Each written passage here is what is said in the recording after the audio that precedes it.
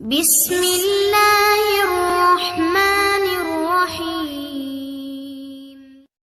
اللہ تعالیٰ نے انسان کو یاد کرایا ہے کہ تو نے عبادت اپنے رب کی کرنی ہے، اور فرمایا رب تمہارا وہ ہے جس نے تمہارے لیے زمین کو فرش بنایا ہے، آسمان کو چھت بنایا ہے، اور آسمان سے پانی برسا کے تو زمین سے پھل اگائے ہیں، رزق لکم، وہ بھی تیرے کھانے کے لیے اگائے ہیں۔ وہ جو آسمان سے بارش برسا کے زمین سے سبز اور پھل اگائے ہیں تو وہ بھی تیرے لیے۔ جب سارا کچھ تیرے لیے بنایا تو تو بھی تو عبادت کرنا اپنے رب کی، پھر کسی کو اس کا شریک نہ ٹھہرا۔ ایک چیلنج بھی کیا قرآن مجید نے اس رکوع کے اندر، کہا کرتے تھے مکے کے لوگ کہ آپ قرآن مجید کی آیتیں نبی کریم علیہ السلام سے کہا کرتے تھے کہ معاذ اللہ خود بناتے ہیں، بنا کے لاتے ہیں۔ تو اللہ کریم نے فرمایا وَإِن كُنتُمْ فِي رَيْبٍ مِّمَّا نَزَّلْنَا عَلَىٰ عَبْدِنَا فَأْتُوا بِسُورَةٍ مِّن مِّثْلِهِ، اگر تمہیں شک ہو نا اس میں جو ہم نے بندہ خاص پہ نازل کیا ہے تو تم بھی اس جیسی ایک صورت بنا کے لاؤ۔ پڑھے لکھے تو تم بھی ہو نا، مکے میں تم بھی رہتے ہو، تو ایک صورت بنا کے لاؤ۔ قرآن مجید ہم سے چھینا گیا ہے سازش کے تحت، اس لیے کہ جس قوم کو قرآن آ جاتا ہے نا پھر کوئی کافر اس کا مقابلہ نہیں کر سکتا۔ دیکھیں نا اگر کافروں کے پاس جواب ہوتا قرآن پاک کا تو بدر اور احد میں نا کوئی آیت بنا کے لاتے، قرآن کے مقابلے کی تلواریں لے کے نہ آتے، ان کے پاس جواب ہی نہیں تھا۔ اور قیامت تک کسی کافر کے پاس قرآن مجید کا کوئی جواب، قرآن کا کوئی جواب، قسم اللہ کی جواب کوئی نہیں، قرآن کا اس کا کوئی جواب نہیں۔ کیا بات ہے قرآن پاک؟ وہ ایک دفعہ مسلمہ کذاب بے ایمان کہنے لگا میں نے بنا لیا قرآن پاک کا جواب۔ معاذ اللہ، جواب کیا بنایا؟ وہ سورت ہے نا القاریہ تو ملکاریہ، وما ادراک ما القاریہ، کھڑکھڑانے والی کیا ہے، کھڑکھڑانے والی تمہیں کیا پتا کیا ہے کھڑکھڑی، قیامت کا ذکر ہے۔ کہنے لگا میں نے اس جیسی صورت بنا لیا، تو کیا بنایا؟ الفیل والفیل، وما ادراک ما الفیل۔ کہنے لگا تھی تمہیں کیا پتا کیا تھی، تم کیا جانو کیا آتی؟ تو پاس جو اس کے اپنے بیٹھے تھے نا چیلے، وہ کہنے لگے چپ کر جا، سارے زمانے کو پتا آتی کیا ہوتا ہے۔ تو پاگل ہے، اس کے دو کان ہوتے ہیں، ایک سونڈ ہوتی ہے، چار اس کے پیر ہوتے ہیں۔ بیوقوف آدمی قرآن کا مقابلہ کرنا ہے تو وہ چاجی کے ساتھ کار ہے، پاگلوں کی طرح مقابلہ کرے گا، جوتے کھائے گا بھی ہمیں بھی پڑھوائے گا۔ تو قرآن مجید کا کوئی مقابلہ کر سکا؟ تو اس آیت مبارکہ میں اللہ نے کافروں کو یہ کہا اگر مقابلہ نہیں کر سکتے تو پھر اللہ سے ڈرو، ورنہ دوزخ میں ڈالے جاؤ گے، وہ جس کا ایندھن آدمی اور پتھر ہے، اور بنائی بھی کافروں کے لیے گئی ہے۔ وَعِدَّتْ لِلْكَافِرِينَ، جہنم کس کے لیے بنائی گئی ہے؟ کافروں اور منافقوں کے لیے۔ مسلمانوں کے لیے بنائی گئی، مسلمان مرضی سے چھلانے لگائیں تو ان کی موج ہے، ورنہ ان کے لیے جہنم ہے، ان کے لیے اللہ نے جنت بنائی ہے۔ اور یہ بات کرتے ہی رب کریم نے فرمایا اے محبوب علیہ السلام مومنوں کو خوشخبری دے دیں کہ اللہ نے ان کے لیے جنت بنائی ہے، اس میں باغات ہیں، انہیں رزق دیا جائے گا کھانے کے لیے، اور اس میں انہیں پاکیزہ بیویاں دی جائیں گی، اور پھر وہ اس میں ہمیشہ رہیں گے، انہیں اس سے نکالا نہیں جائے گا۔ آگے جو آیات کریمہ ہے نا اس کے اندر اللہ تبارک و تعالیٰ نے فرمایا ہے کہ اللہ حیا نہیں کرتا سمجھانے کے لیے مچھر کی مثال بھی دینی پڑے۔ فرمایا قرآن سے کچھ لوگ ہدایت حاصل کرتے ہیں اور کچھ گمراہ ہو جاتے ہیں۔ جب لوگ اپنی مرضی کی تشریحات چاہتے ہیں تو گمراہ ہوتے ہیں، اور جب قرآن کو رسول اللہ صلی اللہ علیہ وسلم اور امت مسلمہ کی تشریحات کی روشنی میں سمجھتے ہیں تو پھر اللہ ہدایت عطا فرماتا ہے۔ پھر اللہ تبارک و تعالیٰ نے آگے ارشاد فرمایا حضرت آدم کی پیدائش کا واقعہ۔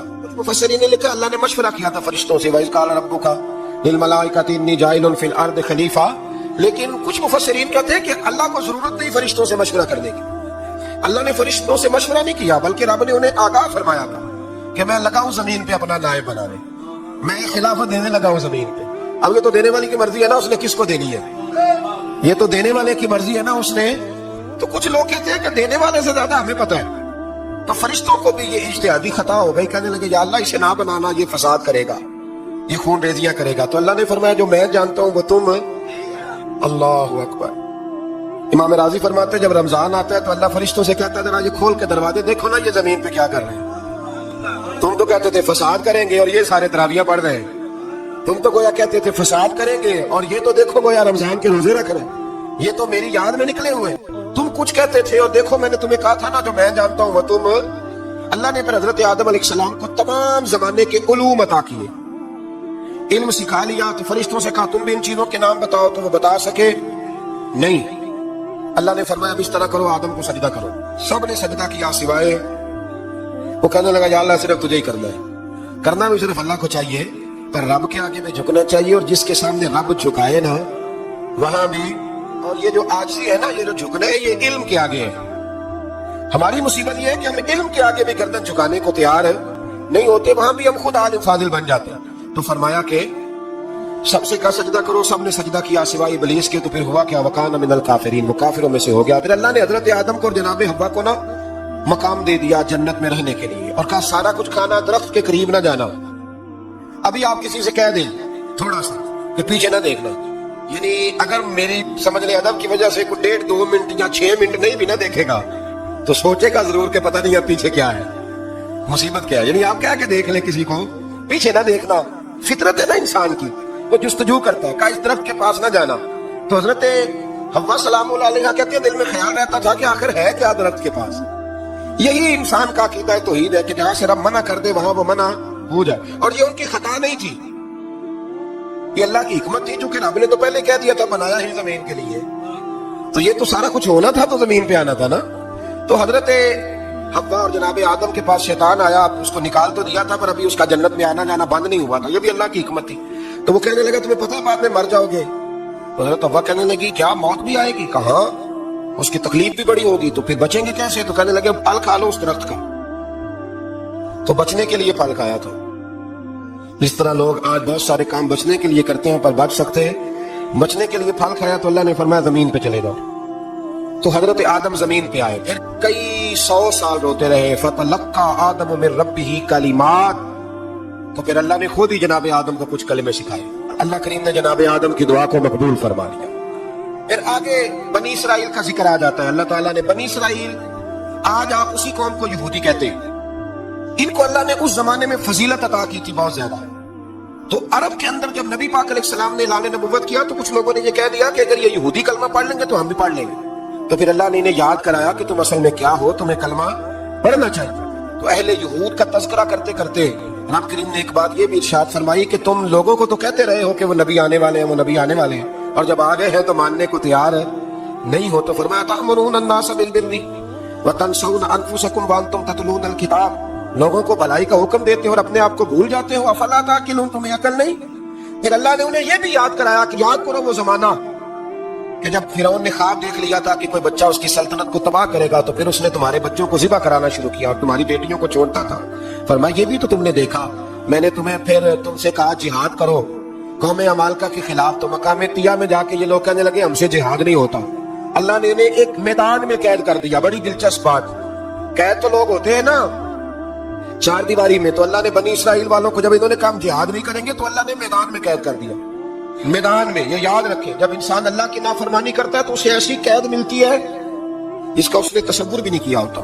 ایک میدان ہے مقام طیہ، قید ہو گئے. سارا دن سفر کرتے تھے، سارا دن، تو رات کو تھک کے سوتے تھے، صبح اٹھتے تھے نا جب تو وہیں ہوتے تھے جہاں کل صبح چلے تھے. رب جب کسی کو قیدی بناتے ہیں تو اسے زنجیروں کی سلاخوں کی ضرورت ہے. دعا فرمائے اللہ تبارک و تعالی غموں سے نجات عطا فرمائے. یہ دعا فرمائے، ایسی قید دیتا ہے کہ جس سے پھر چھٹکارا ہو سکتا ہے. تو بنی اسرائیل کا بہت زیادہ تذکرہ اس بارے میں اللہ تبارک و تعالی نے پھر بیان کیا اور پھر کہا کہ انہیں جو حکم دیا جاتا تھا یہ اس کی سرتابی کرتے تھے. پھر اللہ نے ان پر ذلت نازل کر دی اور یہ ہمیشہ اس کا شکار رہے. قوم سبت کا ذکر فرمایا اللہ.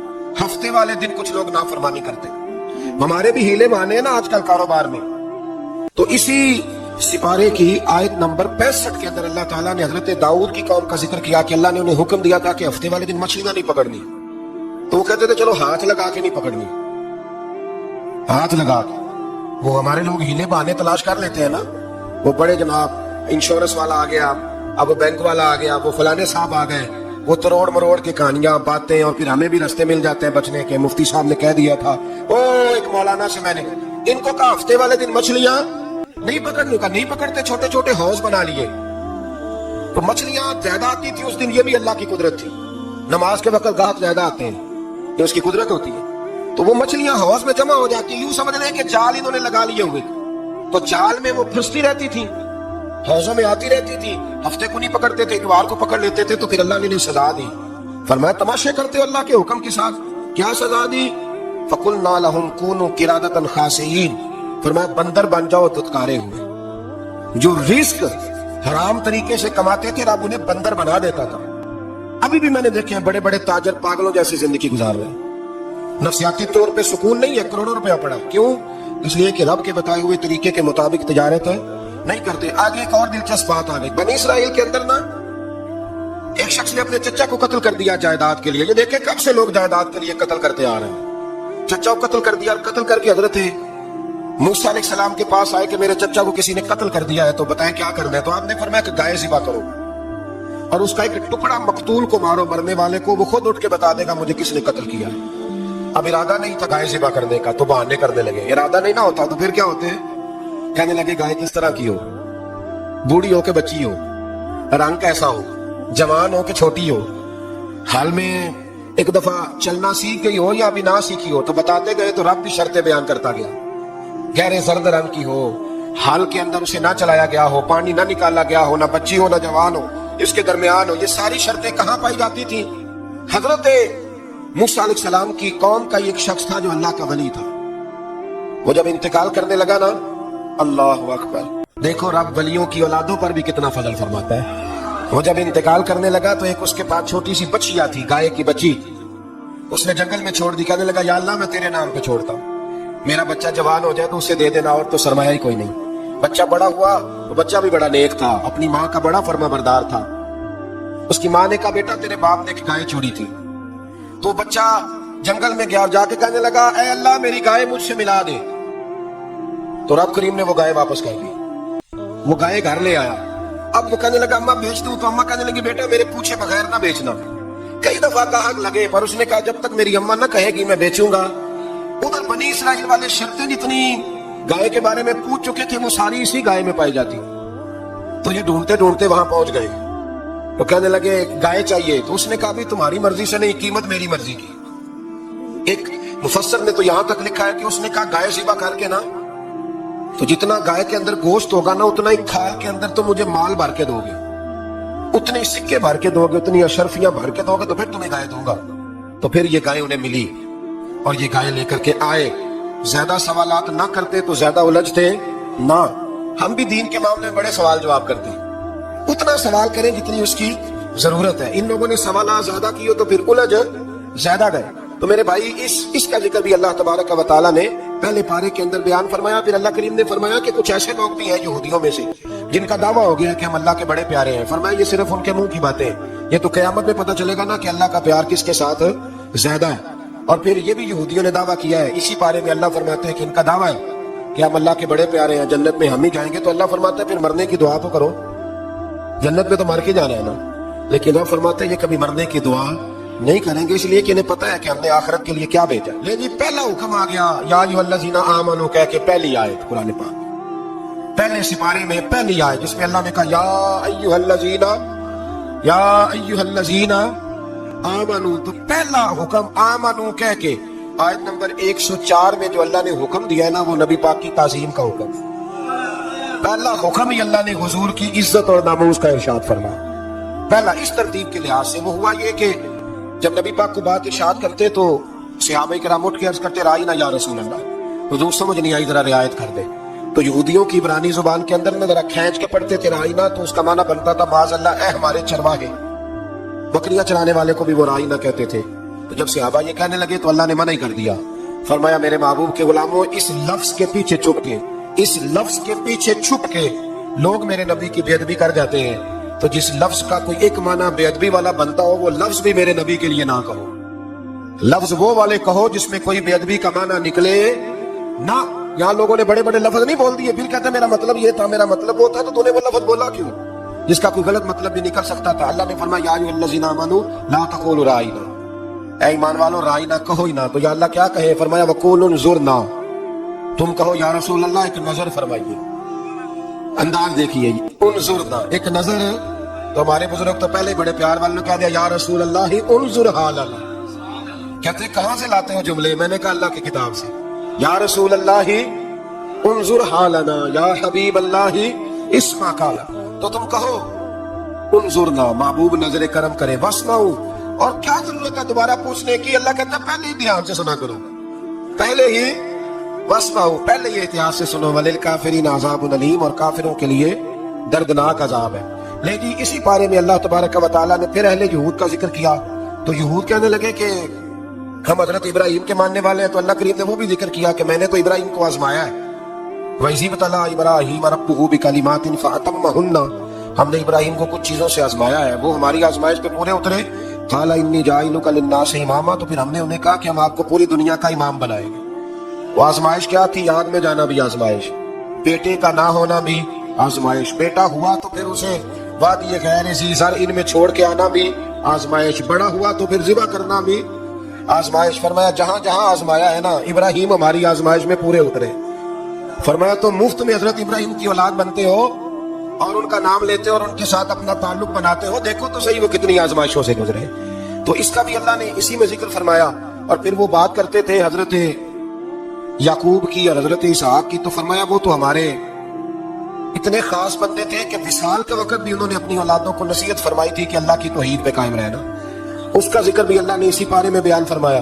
اور جو حضرت ابراہیم اور جناب اسماعیل نے کعبہ تعمیر کیا تو اس کا ذکر بھی اللہ تعالیٰ نے اسی بارے میں فرمایا۔ فرمایا جب وہ کعبہ بنا رہے تھے تو کہہ رہے تھے ربنا تقبل منا، کہہ رہے تھے اے اللہ بنا ہم نے دیا ہے پر مہربانی فرما ہم سے قبول فرما لے۔